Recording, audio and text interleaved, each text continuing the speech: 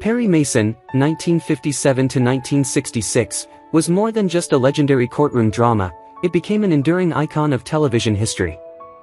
Yet, behind the gripping cases, intense courtroom battles, and brilliant performances, the lives of its beloved cast members were often marked by tragedy.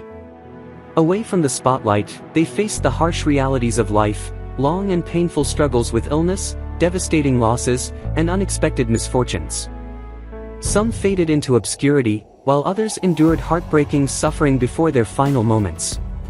This in-depth exploration uncovers the haunting truths behind the fame, revealing how each star met a tragic end. What truly happened to them? What led to their sorrowful fates? Join us as we unveil the heartbreaking stories behind the cast of Perry Mason. Raymond Burr, born in 1917, will forever be remembered as the formidable and sharp-witted Perry Mason, the brilliant defense attorney who seemingly never lost a case. His deep, authoritative voice, intense stare, and towering presence made him an unforgettable television icon. Yet, behind the scenes, Burr's life was a complex web of carefully constructed narratives and deep personal sorrow. He famously fabricated stories of a late wife and a deceased son, tales that, for decades, added to his mystique but were later proven to be entirely untrue. These fabrications were likely a means of protecting his private life in an era when being openly gay could destroy a career. In reality, his longest and most significant relationship was with Robert Benavides, a fellow actor who later became his business partner. Although Hollywood never officially recognized their bond, they built a life together, sharing a passion for winemaking and cultivating a vineyard in California. Burr's career extended beyond Perry Mason, as he also starred in the hit series Ironside, 1967 to 1975, where he played a paraplegic detective, another role that showcased his commanding presence. However, his later years were marked by declining health. Diagnosed with kidney cancer in the early 1990s, he refused aggressive treatment, choosing instead to live out his final days at home with Benavides. He passed away in 1993 at the age of 76, leaving behind a legacy as one of television's most iconic figures, yet also a life tinged with secrecy, personal sacrifice, and unspoken heartache. Don Anderson, born in 1917, was one of Hollywood's many unsung heroes, an actor who spent decades in the background, adding authenticity to scenes without ever becoming a household name. In Perry Mason, he appeared as a courtroom spectator in 3 episodes spanning from 1957 to 1966, a role emblematic of his career. Anderson's life in Hollywood was defined by bit parts and uncredited appearances in films like North by Northwest, 1959, and Spartacus, 1960, where his presence was felt but rarely acknowledged. Despite his commitment to the industry, Anderson never found lasting fame, and his personal life reflected that same transient nature. He never settled down for long and struggled to maintain lasting relationships. The demands of Hollywood left him emotionally detached, and his later years were spent in quiet solitude. He passed away in 1983 at the age of 66, a man whose face graced countless scenes but whose name faded into obscurity. Barbara Hale, born in 1922, was the epitome of elegance and intelligence as Della Street, the ever-loyal and indispensable secretary to Perry Mason in all 271 episodes of the show. Her warm presence, quiet strength, and sharp wit made her an integral part of the series, and she became one of television's most beloved female figures. Off-screen, Hale was known for her grace and kindness, yet her personal life had its own struggles. She was married to actor Bill Williams, star of The Adventures of Kit Carson, and together they raised 3 children, including their son William Cat, who later became famous for his role in The Greatest American Hero. Though their marriage endured, Hollywood's demanding schedules often kept them apart, adding strain to their relationship. Hale's career extended beyond Perry Mason, with roles in films such as The Window, 1949, and Lorna Doone, 1951, but it was her portrayal of Della Street that defined her legacy. She returned to the role in a series of Perry Mason TV movies from 1985 to 1995, solidifying her place in the hearts of fans for generations. In her later years, she faced a long battle with lung cancer, a diagnosis she handled with dignity and resilience. She passed away peacefully in 2017 at the age of 94, having lived a full life marked by professional triumphs, personal hardships, and an enduring devotion to the character that made her famous.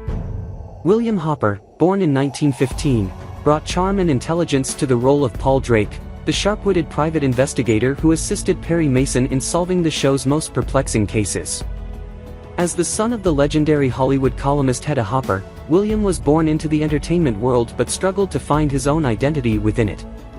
His early years in Hollywood were unremarkable, and he spent much of his time living in the shadow of his famous mother, who wielded enormous influence in the industry. Though he landed roles in films such as Rebel Without a Cause, 1955, and The Bad Seed, 1956, it wasn't until Perry Mason that he truly made his mark. However, Hopper's personal life was far from stable.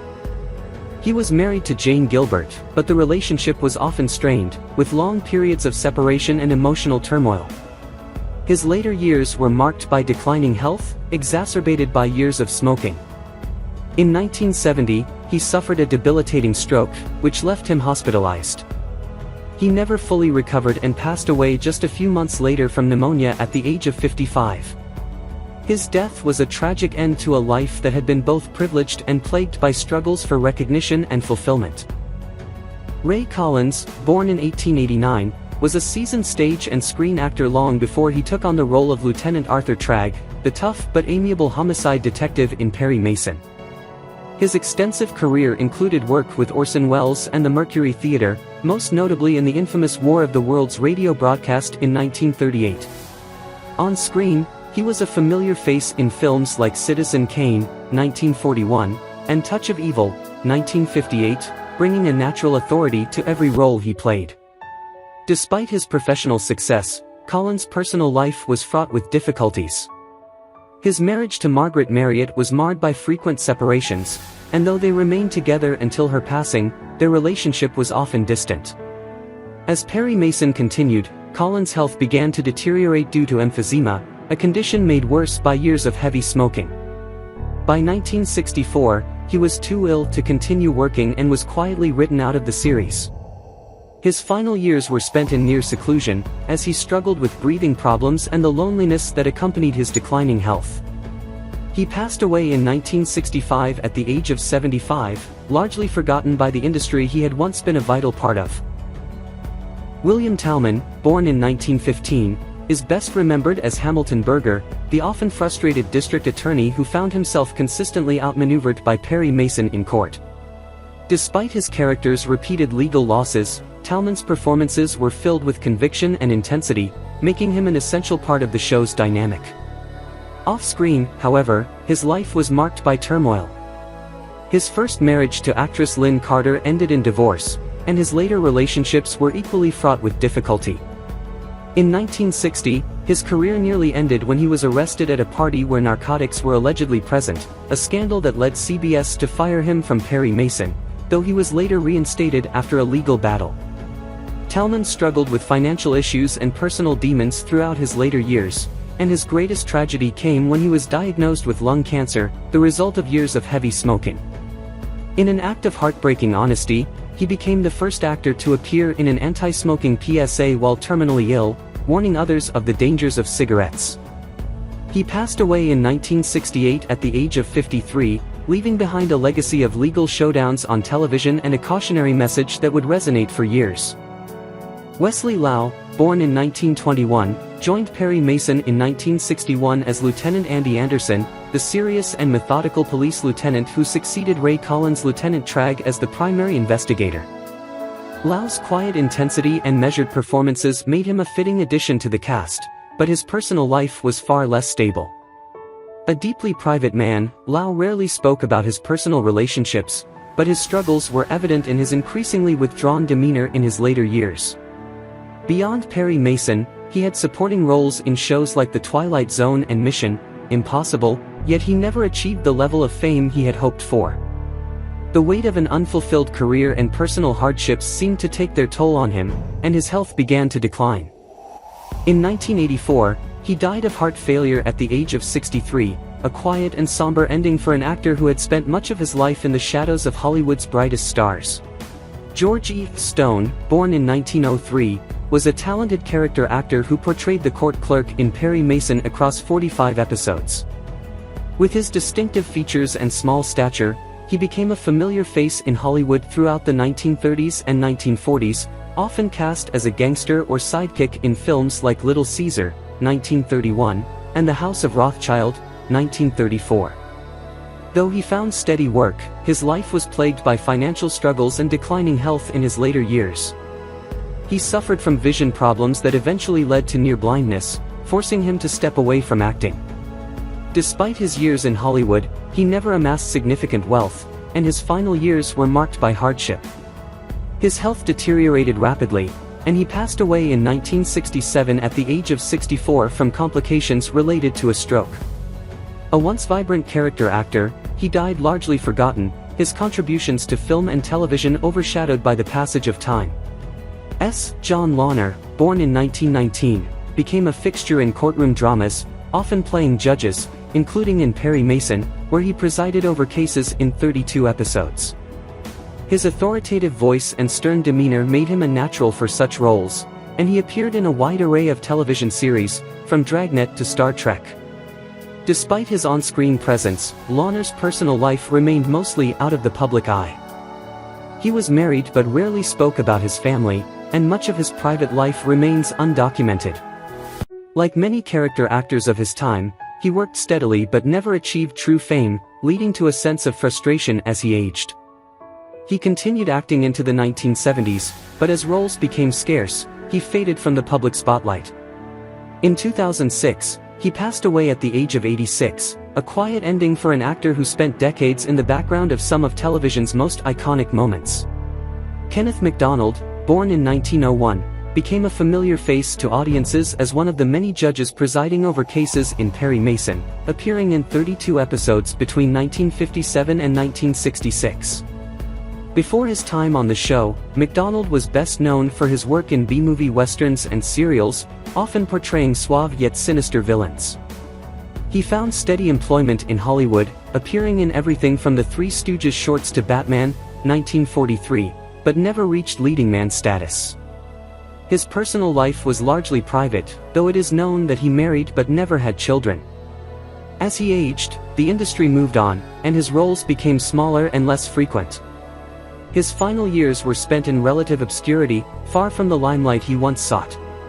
In 1972, he passed away at the age of 70 from undisclosed causes, marking the quiet end of a career that had spanned decades yet never truly brought him lasting fame. Bert Stevens, born in 1905, was never a household name, but his face was seen in countless films and television shows, often as an uncredited extra. He made a single credited appearance as a courtroom spectator in Perry Mason, but his contributions to Hollywood were much more extensive. The younger brother of famed director George Stevens, Bert spent his career in the background, appearing in films like Casablanca, 1942, and Gentlemen Prefer Blondes, 1953, without ever stepping into the spotlight himself. His personal life was one of quiet persistence. He married but was often overshadowed by his brother's towering reputation. As he aged, he continued working, though the industry rarely acknowledged his decades of dedication. In 1964, he passed away at the age of 58 from a heart attack. Unlike his famous brother, his name never became widely known, but his presence in Hollywood remains preserved in the countless films where he was just another face in the crowd. What do you think about the deaths of the actors from Perry Mason, and who do you remember the most? Share your thoughts in the comments below, and don't forget to subscribe to the channel and turn on the notification bell to catch the latest videos.